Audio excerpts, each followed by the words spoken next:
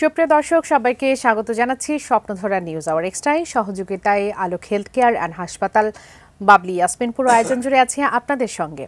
আজ আমার নির্ধারিত বিষয়ের কথা যদি বলতে চাই, সংস্কার ও নির্বাচন প্রশ্নে রাজনৈতিক বোঝাপড়া, এই বিষয়টা নিয়ে আজ আলোচনা করব। স্টুডিওতে অত্যন্ত সম্মানিত দুজন অতিথি এই মুহূর্তে আমাদের সঙ্গে উপস্থিত আছেন, পরিচয় করে দেব তাদের সঙ্গে। স্টুডিওতে আছেন জয়নুল আবদিন ফারুক, বিএনপি চেয়ারপারসনের উপদেষ্টা ও সাবেক বিরোধী দলীয় চিফ হুইপ। স্বাগত জানাচ্ছি আপনাকে এই আয়োজনে। আছেন সোহরাব হাসান, যুগ্ম সম্পাদক দৈনিক প্রথম আলো, আপনাকে স্বাগত জানাই এই আয়োজনে। সংস্কার ও নির্বাচন প্রশ্নের রাজনৈতিক বোঝাপড়া, এই বিষয়টি নিয়ে শুরু করি। জনাব জয়নুল আবদিন ফারুক, স্বাগত জানাই আপনাকে আবারও। রাজনীতির একটা পরিবর্তন নিয়ে যদি শুরুতে একটু কথা বলি, বিগত ২০ বছর বা এই সময়ের মধ্যে রাজনীতির একটা চিত্র আমাদের চোখের সামনে ভাসত, সেটি আমরা কম বেশি সবাই জানি। সেটিতে বিশেষ করে পারস্পরিক দোষারোপের একটা টেন্ডেন্সি ছিল, জনসমাবেশ দেখতাম, বক্তৃতা দেখতাম, আবার কখনো কখনো পরস্পরকে গালাগালির প্রবণতাও আমরা দেখেছি। ৫ আগস্ট পরবর্তী রাজনীতি আমরা যেটা দেখতে পাচ্ছি সেটি হচ্ছে যে এখানে একটা কম্পিটিশন চলছে, রাজনীতিতে সবই চলছে, কিন্তু উত্তাপহীন রাজনৈতিক পরিস্থিতি আমরা দেখতে পাচ্ছি। বিশেষ করে বলা হচ্ছে যে কোয়ালিটির একটা কম্পিটিশন চলছে। আপনার মতামত কি সেটি যদি একটু জানতে চাই। এটা কি নির্বাচন সামনে আছে বলেই কি এই কোয়ালিটির কম্পিটিশন চলছে, নাকি গুণগত পরিবর্তন? কম্পিটিশন তো একটাই, বাংলাদেশে একটা সুষ্ঠু নির্বাচন হবে, যার জন্য আন্দোলন সংগ্রাম করে আত্মহত্যা দিয়েছে খোকন, মুগ্ধ সহ ১৬ বছর বিএনপির নেতাকর্মীরা। তেমন একটি নির্বাচন উপহার দেওয়ার জন্যই তো আজকে ডক্টর প্রফেসর মোহাম্মদ ইউনূসের সরকার। তো উত্তাপ হওয়ার কিছু না, বিশ্বাস, সমর্থন সব কিছু ওনার কাছে আছে। কিন্তু একটা কথা রয়ে যায়, জনগণ বলা শুরু করেছে। ৩ মাসের কথা বলে সেনা সমর্থিত মঈন ফখরুদ্দিন সরকারও বাংলাদেশের ২ বছর ক্ষমতায় থেকে গেছে। তাহলে ১৬ বছরের আন্দোলন শেষ মুহূর্তে কোটা আন্দোলন ছাত্র বৈষম্যতে রূপান্তরিত হয়ে ছাত্র জনতার এই আন্দোলনে যে সফলতা, সেই সফলতা ধরে রাখতে হলে নির্বাচন প্রয়োজন। তাই এই নির্বাচনের জন্যই সকল রাজনৈতিক দলের সাথে প্রথম ইনিংস শেষ হয়েছে, দ্বিতীয় ইনিংস শুরু হয়েছে, তৃতীয়, চতুর্থ, পঞ্চম, ষষ্ঠ যতই চালিয়ে যাক, ইনিংস চলুক, আমার আপত্তি নেই বা আমার জনগণের কোনো আপত্তি নেই। কিন্তু ইনিংসে একটা জিনিস থাকতে হবে, বাংলাদেশ, স্রেফ বাংলাদেশ। যে বাংলাদেশে ৯১ শাহাবুদ্দিনের মতো একটা নির্বাচন হবে। জি, একই প্রশ্ন নিয়ে জনাব সোহরাব হাসান আপনার কাছে যদি আসলে জানতে চাই, যে বিষয়টি বলছিলাম, বিগত ২০ বছরের রাজনৈতিক পরিস্থিতি আর বর্তমানের পরিস্থিতিতে উত্তাপহীনতা যে পার্থক্য দেখতে পাচ্ছি, আপনার কাছে কি মনে হয় এর পেছনের কারণ? আপনাকে ধন্যবাদ এবং ফারুক ভাইকে শুভেচ্ছা। আপনি যেভাবে বললেন রাজনীতিটা যত অতটা গুণগত পরিবর্তন হতো বা প্রতিযোগিতা হতো জ্ঞানের, জনপ্রিয়তার, তাহলে কিন্তু শঙ্কার কারণ ছিল না। কিন্তু শঙ্কার বেশ কিছু কারণ আছে। আপনি দেখুন যে ৫ তারিখের পর থেকেই বিভিন্ন জায়গায় কিন্তু মব জাস্টিস হয়েছে, এখনও চলছে সেটা। সুতরাং এটা উদ্বেগ তৈরি করে। এটা সুস্থ রাজনীতির ধারা নয়।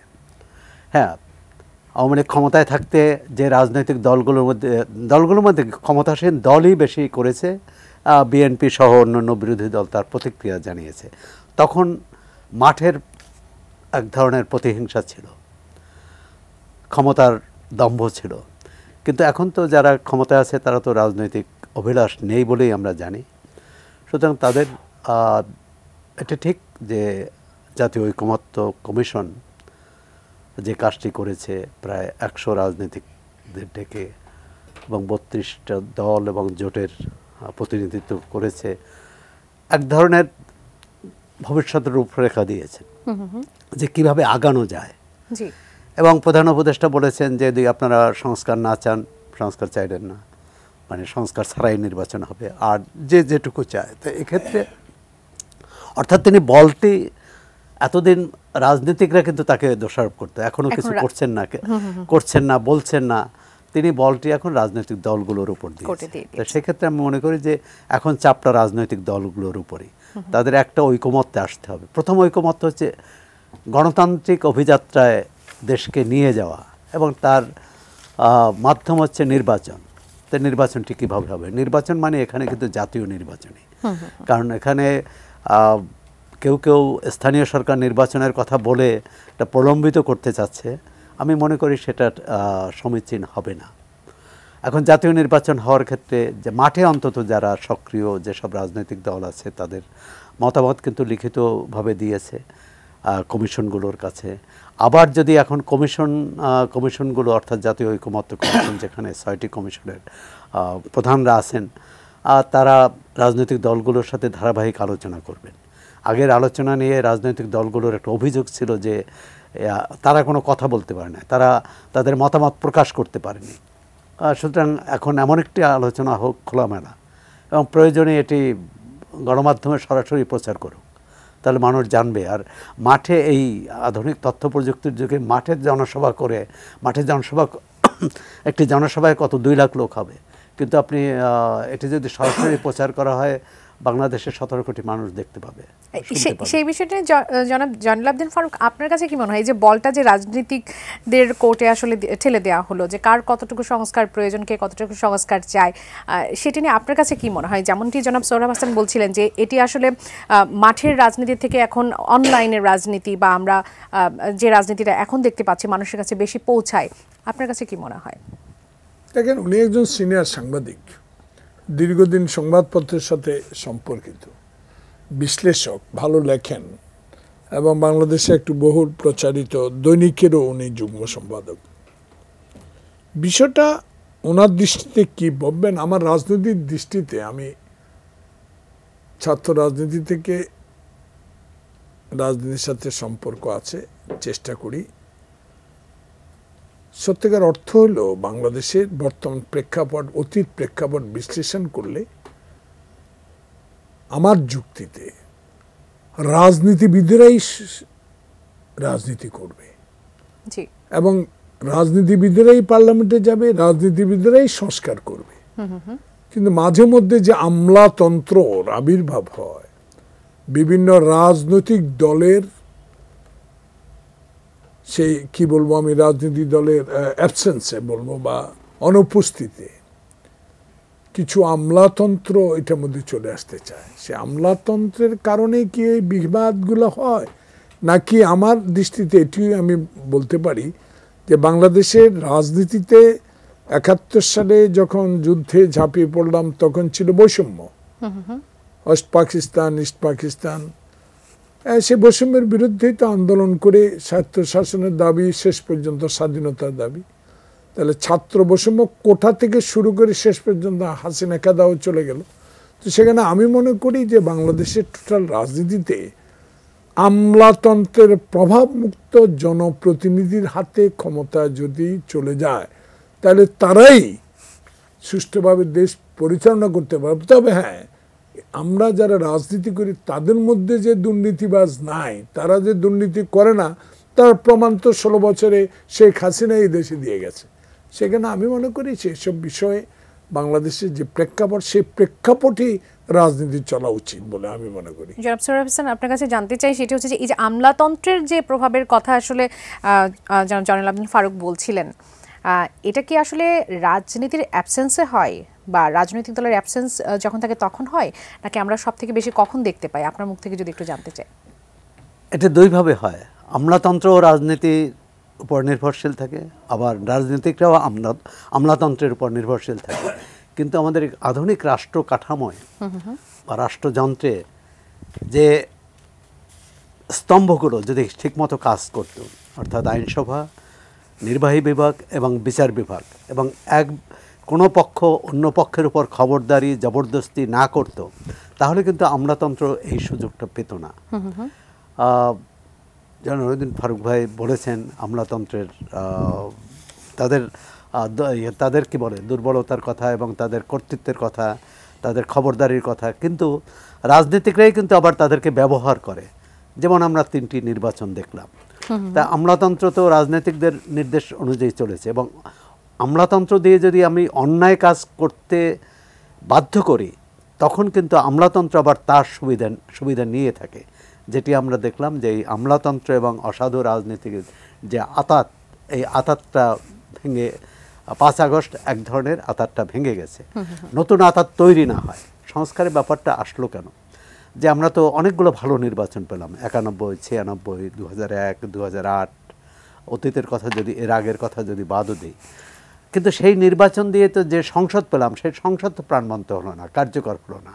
কারণ যারা ক্ষমতায় যায় সব কিছু দখল করে, আর যারা বিরোধী দলে থাকে তারা বর্জন করে। জাতীয় সংসদ তো আর বর্জন এবং দখল এর মধ্যে দিয়ে চলতে পারে না। সেখানে আলোচনা হবে, যুক্তি তর্ক হবে, হ্যাঁ, সংখ্যাগরিষ্ঠের সিদ্ধান্তই শেষ পর্যন্ত সিদ্ধান্তেই আইন হয়। কিন্তু সেই আইন যদি জনগণের বিরুদ্ধে যায়, বিরোধী দল অবশ্যই আন্দোলন করবে তার ভিত্তিতে, মানে সেই বিষয়টি নিয়ে। কিন্তু আন্দোলনটা কোন পর্যায়ে হবে?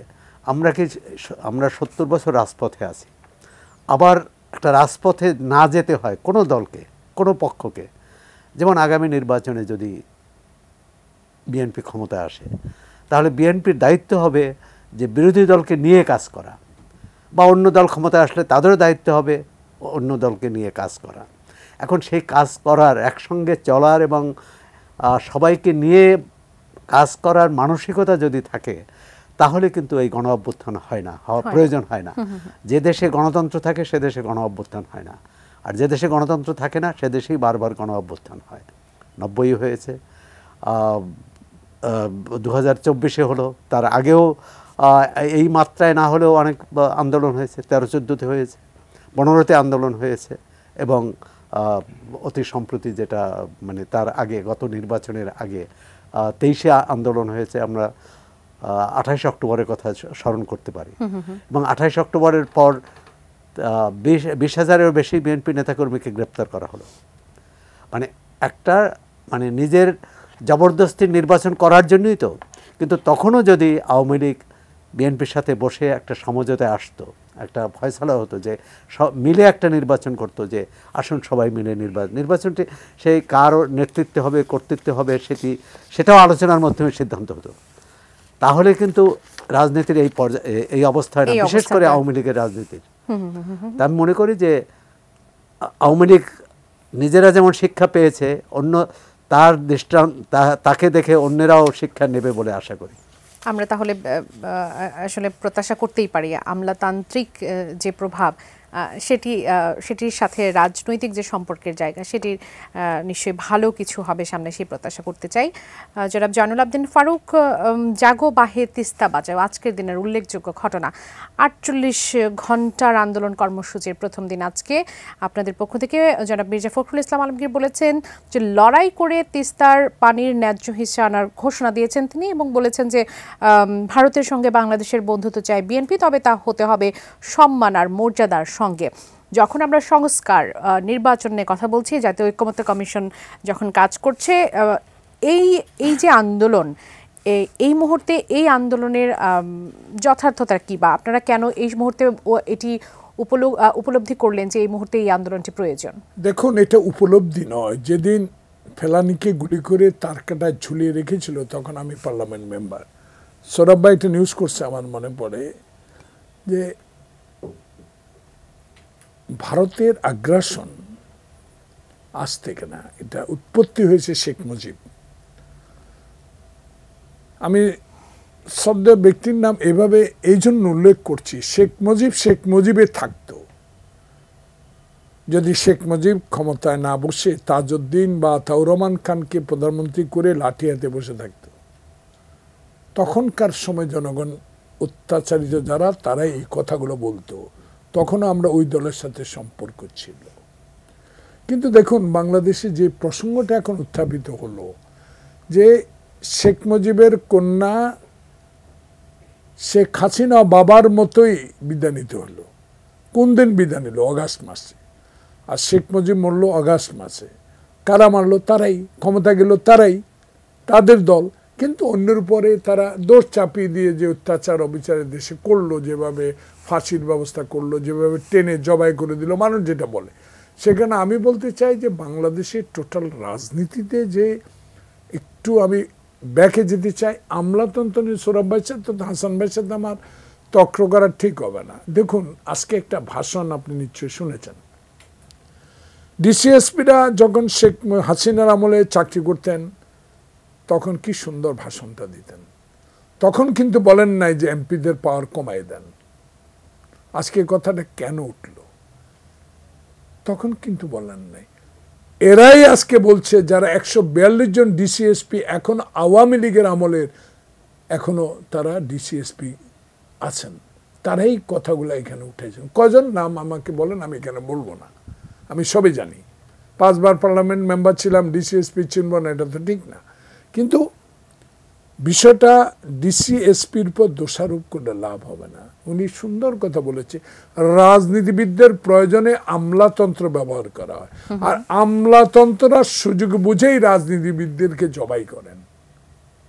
জবাই শব্দটা এই জন্য বললাম, আপনি পলিটিক্স করেন, ভাই লেখক, ওনার কাজ হলো আমার ভুল ত্রুটি ধরিয়ে দেওয়া। ওনার স্বাধীনতা যদি আমি হস্তক্ষেপ করি, সংবাদপত্রের স্বাধীনতা যদি হস্তক্ষেপ করে লিখতেই না পারি, আপনি যদি উপস্থাপিকার সত্য কথা নাই বা বলতে পারেন, তা আপনি এটি নিউজ কজনে দেখবে? সে কারণে আমি বলি যে উভয় তন্ত্রে হোক, রাজনীতি বিরোধী হোক, আমলাতন্ত্র হোক, সকলেই যদি ওই পূর্ব পাকিস্তান, পশ্চিম পাকিস্তানরা শোষণ করে যার নীতিতে আমরা স্বাধীনতা যুদ্ধে ঝাঁপিয়ে পড়েছি, সেই স্বাধীনতা যুদ্ধের পর 54 বছর পার হলো, একটা যেই দলই সরকারে থাকুক, সবাই যদি আমরা সত্যিকার অর্থে সংবিধান, মানুষের সেবা, গণতন্ত্র, স্বাধীনতা অক্ষুণ্ণ রাখার ঐক্যমতে থাকতাম, তাহলে আজকে প্রফেসর ডক্টর মোহাম্মদ ইউনূস এ ঐক্যমত প্রতিষ্ঠার জন্য প্রথম ইনিংস শেষ করে দ্বিতীয় ইনিংস শুরু করতেন না। উনি বারবার একটি কথাই বলেন, একটা ঐক্যমত দরকার আমাদের। বাংলাদেশে তো এখন ফ্যাসিস্ট নাই, হাসিনাও নাই, তাহলে বাংলাদেশে এখন প্রফেসর ইউনূসকে তো আমরা ফ্যাসিস্ট বলতে পারবো না, কিন্তু লোকে বলা কিন্তু শুরু করেছে। তাই মির্জা ফখরের বক্তব্য স্পষ্ট আজকে প্রমাণ করে দিয়েছে, যতটুকু সম্ভব তাড়াতাড়ি নির্বাচন দিয়া ক্ষমতা ছেড়ে দেন। পানির ন্যায্য হিস্সা আপনি আনতেও পারবেন না। আজকে পানির ন্যায্য হিসাবের জন্য মাওলানা ভাসানী লং মার্চ করেছিল, মাওলানা ভাসানী। আর আজকে আবার সেই তিস্তার পাড়ে লক্ষ লক্ষ জনতা রাত যাপন করবে, প্রতিবাদ করবে। সে পানিকে আনতে পারবো? হিন্দুস্তান এটাকে তোয়াক্কা করবে? মোটেই করবে না। যদি তোয়াক্কাই করতো বাংলাদেশের মানুষকে, তাহলে ফেলানিকে গুলি করে তার কাটায় ঝুলে রাখতো না। প্রতিনিয়ত এ পর্যন্ত 600 লোককে সীমান্ত হত্যা করেছে। তাহলে তাদের উদ্দেশ্য ছিল হাসিনার আমলে বাংলাদেশকে শোষণ করা। এখন সেইটুকু নাই। তত্ত্বাবধায়ক ইন্টেরিয়াম গভর্নমেন্ট প্রফেসর ইউনূস সাহেব ওইদিকে যাচ্ছেন না। উনি যাচ্ছেন আমি নির্বাচন দেব, কিন্তু নির্বাচনের বিলম্ব হলেই এরা আবার সজাগ হয়ে উঠবে বলে মির্জা একজন দর্শক আছেন, বক্তব্য দর্শক আপনাদের সাথে যুক্ত হতে চান, আপনাদের কাছে প্রশ্ন রাখতে চান। সুপ্রিয় দর্শক, স্বাগত জানাচ্ছি এই আয়োজনে। কে বলছেন, কোথা থেকে বলছেন, আপনার প্রশ্নটি করবেন। হ্যালো, জি, নাম বলবেন।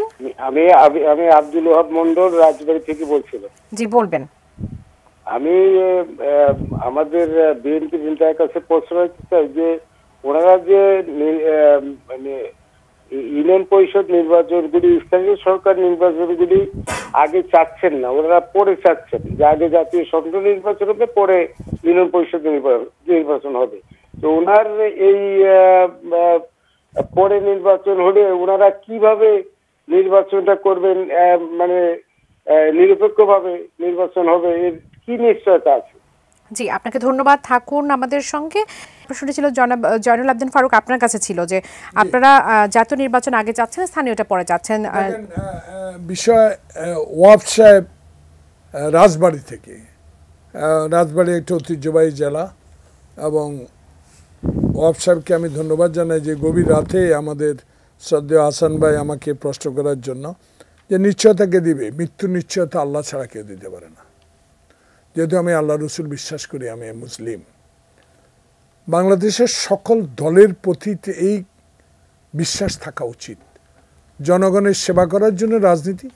তাহলে এই নির্বাচন তো স্থানীয় সরকার নির্বাচন, তাহলে যদি স্থানীয় সরকার নির্বাচন আগে আমরা যারা দাবি করছি, আমাদের দল যে দাবি করছে আগে জাতীয় সংসদ নির্বাচন, তাহলে জাতীয় সংসদ নির্বাচন সুষ্ঠুভাবে এই নিশ্চয়তাকে দিবে। এই নিশ্চয়তার জন্যই তো সংস্কার, এই নিশ্চয়তার জন্যই তো মুগ্ধ খোকনের রক্ত। সে কারণে আগে জনপ্রতিনিধিরা ক্ষমতা বসুক, ক্ষমতা বসার পর স্থানীয় সরকার নির্বাচন হোক, এটাই আমাদের মূল কথা। নিশ্চয়তা দেওয়ার মালিক তো আল্লাহ, এবং যেই দলে ক্ষমতা আসুক, আমাদের নেতা তারেক রহমান বলেছে স্পষ্ট, আন্দোলনরত সকল রাজনৈতিক দলের সমন্বয়ে নির্বাচন করা হবে এবং সরকার গঠন করা হবে, এবং 2 কক্ষ বিশিষ্ট পার্লামেন্ট হবে, এবং 2 বারের বেশি কেউ প্রধানমন্ত্রী থাকতে পারবে না।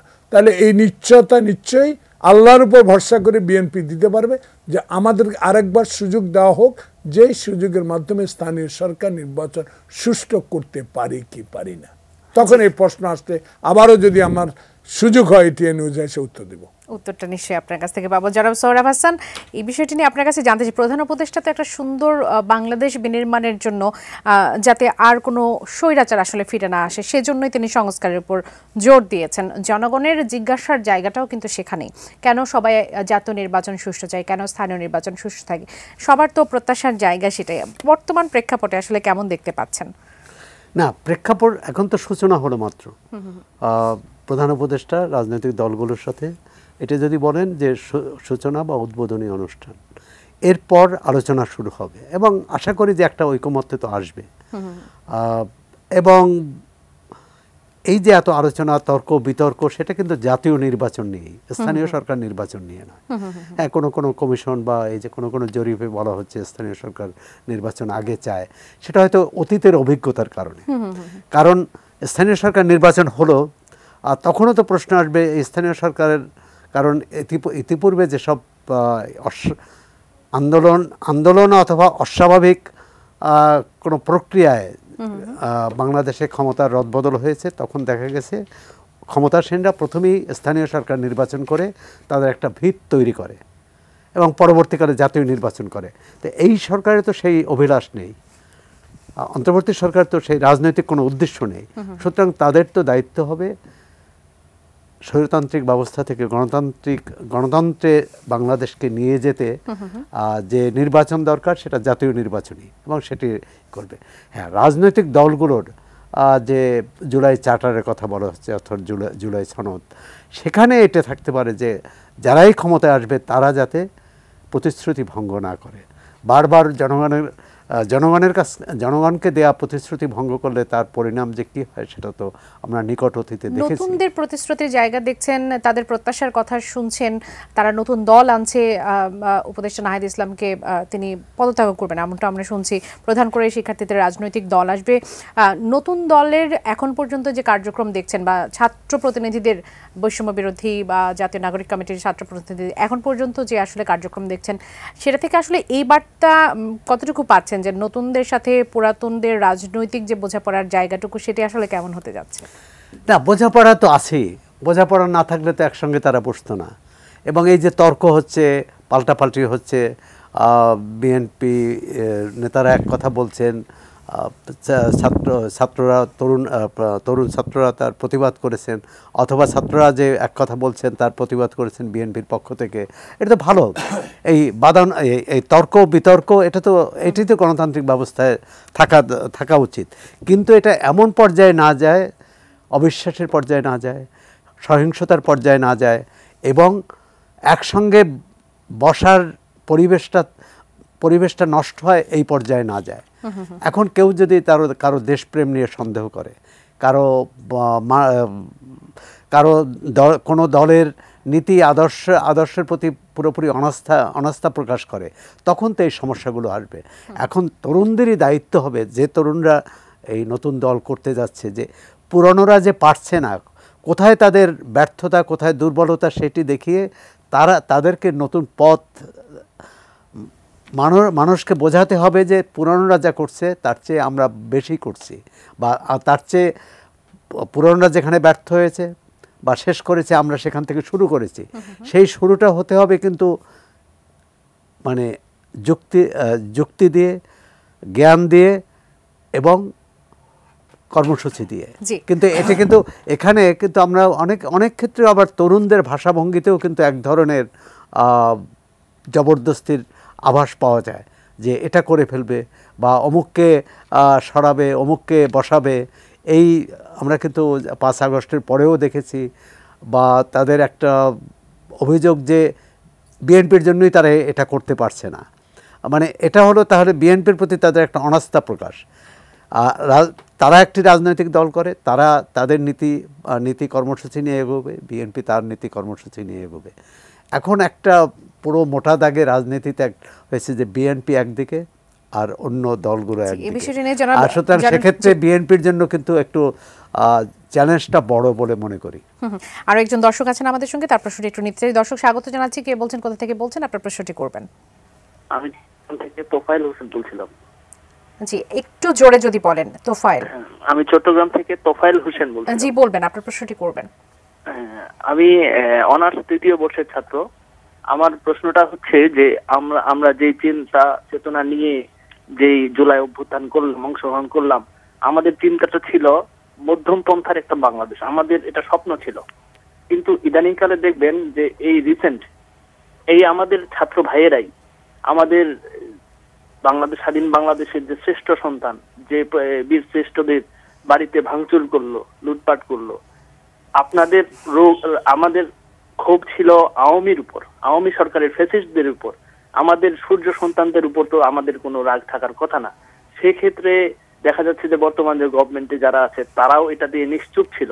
তারাও ওভাবে কোনো, যেভাবে তারা এই যে আজকে শিক্ষকদের, শিক্ষিকাদের, নিয়োগ প্রাপ্তিদের যেভাবে ওরা এই যে জল কামান ব্যবহার করলো ওদের জন্য, এদের বিষয়ে এরা মানে নিশ্চুপ। আর আরেকটা বিষয় হচ্ছে যে আমাদের যে এই যে ইদানিংকালে যে তৌহিদি জনতার ব্যানারে যে দেশটাকে একটু মৌলবাদের দিকে ঠেলে দেওয়া, সেটাতে সরকার মানে মনে হয় না যে খুব হার্ড কোনো স্টেপ নিছে।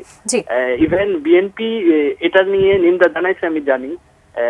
সেক্ষেত্রে সরকার অতটা করেনি। এই বিষয়টা নিয়ে একটু সৌরভ স্যারের কাছে একটু জানার, বা যে আমাদের শ্রদ্ধেয় জয়নাল স্যার আছে ওনার কাছেও কিছু জানতে চাচ্ছিলাম। এই মুহূর্তে জনাব জয়নুল আবদিন ফারুক আপনার কাছে যেতে চাই, সেটি হচ্ছে জাতীয় ঐক্যমত্য কমিশনের যে বৈঠক অনুষ্ঠিত হলো, সেখানে বৈষম্য বিরোধী ছাত্র আন্দোলনের প্রতিনিধি হাসনাত আবদুল্লাহ একটি বিষয় তিনি বিশেষ করে উল্লেখ করেছেন, সেটা হচ্ছে জেনারেশন কনফ্লিক্টের বিষয়টি কথা বলেছেন। বিশেষ করে আওয়ামী লীগ প্রশ্নে যে কনফ্লিক্টটা আসলে আছে বিএনপির সঙ্গে, সেটিকে উল্লেখ করে তিনি বলেছেন যে আওয়ামী লীগের একটি ভোট ব্যাংক হয়তোবা এখনো আছে, তাদের কিছু ভোটের সুবিধার জন্য বা তাদের একটি গত 16 বছরে তাদের তৈরিকৃত কিছু সুযোগ সুবিধার জন্য অনেক কিছু দল চাচ্ছে আওয়ামী লীগকে কিছুটা সফট কর্নার দেখাচ্ছে, বা তাদের ফিরে আসার জন্য তারা কিছুটা সফট পরিস্থিতি আসলে দেখাচ্ছে। সেখানে তিনি বলেছেন যে এই প্রজন্মে যারা আন্দোলন করেছে তাদের আসলে আওয়ামী লীগকে গ্রহণ করার মতো মন মানসিকতা নেই, তাদের প্রতি সিম্প্যাথি প্রদর্শনটা তারা আসলে মেনে নিতে পারবে না। এই বিষয়টিকে আসলে কিভাবে দেখবেন? দেখেন, হাসনাত আবদুল্লাহ তো প্রধান সমন্বয়ক পারাপস ছাত্র বৈষম্য না, উল্লেখযোগ্য, তিনি অন্যতম একজন সমন্বয়ক। না কনভেনার, বৈষম্য বিরোধী ছাত্র আন্দোলনের নেতা, কনভেনার। যাক, উনি ইয়াং ম্যান, সামনের দিকে অনেক ভালো রাজনীতি করবেন আমরা আশা করি, এবং আমাদের প্রত্যাশাও তার কাছে অনেক। আমরা তো বৃদ্ধ, তারা আসবে, তরুণ আসবে, রাজনীতি করবে, তাদের আন্দোলনে যে ভূমিকা স্মরণীয় হয়ে থাকবে ইতিহাসে। কিন্তু প্রকাশ্য রাজনীতি নিয়ে যখন দল করবে তখন দলীয় নেতা হিসেবে তার সমালোচনা আমি করব, কিন্তু এখনো সে কোনো দলে যোগদান করেন নাই, দলও করেন নাই, দলের এখনো সদস্য হন নাই।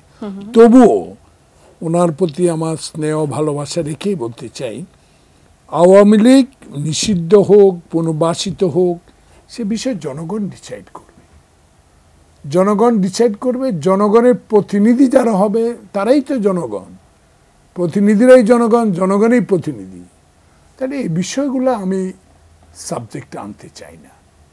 যখন উনি রাজনৈতিক দলের নেতা হিসেবে কথা বলবেন বিএনপিকে উদ্দেশ্য করে, দেখেন আওয়ামী লীগের একটা ভোট ব্যাংক আছে, অস্বীকার করার জন্য। আওয়ামী লীগে যদি প্রফেসর ডক্টর মোহাম্মদ ইউনূসের মতো একজন প্রতিভাবান পুরুষ, যিনি বিশ্বের দরবারে একজন গ্রহণযোগ্য ব্যক্তি, আমাদের জন্য একটা গ্রহণযোগ্য উদাহরণ সৃষ্টি করে দিয়েছেন, উনি যে অবস্থা এখন আছেন, ওনার আমলে যদি আওয়ামী লীগকে নিষিদ্ধ করে দেয়, তাহলে এটা কি বিশ্ববাসী গণতান্ত্রিক দেশ হিসেবে, ইন্টেরিয়ান গভর্নমেন্ট হিসেবে ওনাকে পছন্দ করবে? কেউ করবে না। এটা আমার যুক্তি, জনগণের কথা। তো সেখানে আমি মনে করি বিএনপি যে কথাটা বলছে আওয়ামী লীগকে নিষিদ্ধকরণের বিষয়টা জনগণের উপর ছেড়ে দেন। জি, জনাব সোহরাব হাসান একজন দর্শক ছিলেন আমাদের সঙ্গে, তার প্রশ্নটি নিয়ে আপনার কাছে আসতে চাই। তিনি বলেছেন যে এই প্রজন্মের যারা আসলে যারা এই আন্দোলনটি করেছেন, সরকার পতনের আন্দোলন, সেই তারা মধ্যম পন্থার একটা বাংলাদেশের স্বপ্ন দেখেছিলেন, কিন্তু বর্তমান পরিস্থিতি যেটি বলছে, তিনি তৌহিদি জনতার কথা উল্লেখ করেছেন, 7 জন বীরশ্রেষ্ঠের মুরাল ভাঙচুর থেকে শুরু করে মবের কথা তিনি উল্লেখ করেছেন। এই বিষয়গুলো তারা আসলে ভালোভাবে নিতে পারছেন না, সরকারের শক্ত কোনো অবস্থান দেখতে পাচ্ছেন না। বিএনপি হয়তো বা তারা এটিকে আসলে এটি নিয়ে হয়তো একটা বিবৃতি দিয়েছে বা এটি নিয়ে কথা বলেছে, এই বিষয়টিকে নিয়ে তারা যে উষ্মা প্রকাশ করেছেন সেটিকে আসলে কিভাবে?